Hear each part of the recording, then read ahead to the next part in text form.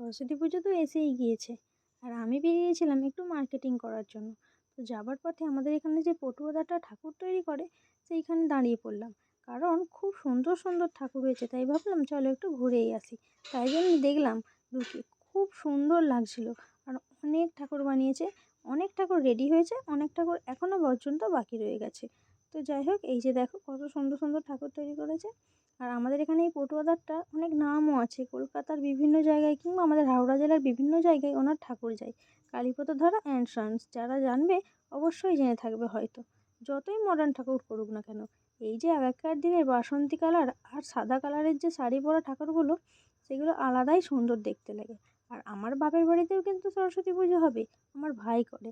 আমি সেখানে যাব সরস্বতী পুজোর দিন। তো যাই হোক, এই ভিডিওটা কেমন লাগলো অবশ্যই জানাতে ভুলবে না কিন্তু।